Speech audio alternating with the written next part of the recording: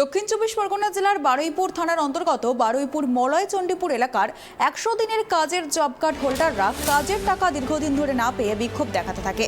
সেখানে প্রায় 80 থেকে 100 জন জব কার্ড হোল্ডার জমায়েত হয়ে অভিযোগ করেন তারা দীর্ঘ 2 বছর ধরে টাকা পাচ্ছেন না।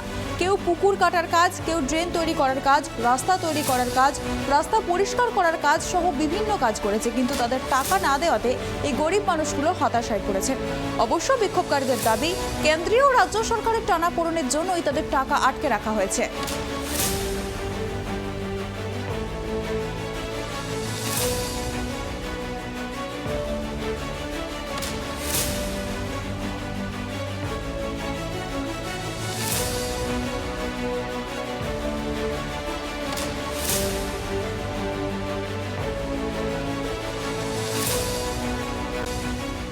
আমরা 2021 থেকে আমরা জব কার্ডে টাকা পাইনি। 100 দিনের আমরা 2 বছর টাকা পাইনি।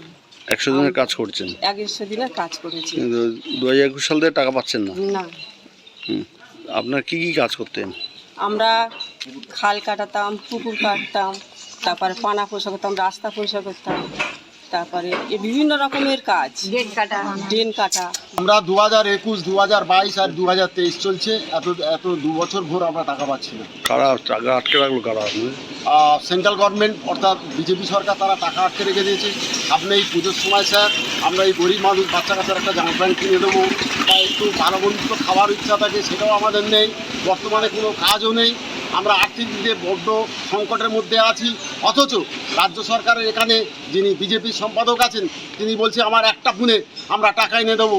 তা আপনি যদি গরিব দরদি হন, আপনি একজন বাঙালি হয়ে, আপনি একজন ভারতীয় হয়ে আমাদের এই গরিবদের খেটে খাওয়া টাকাগুলো থেকে আপনি বঞ্চিত করছেন। এতদিন আমরা তাহলে জানবো আপনারা ইচ্ছা করেই এই সমস্ত খেটে খাওয়া মানুষদের টাকা আপনারা আটকে রেখে দিন।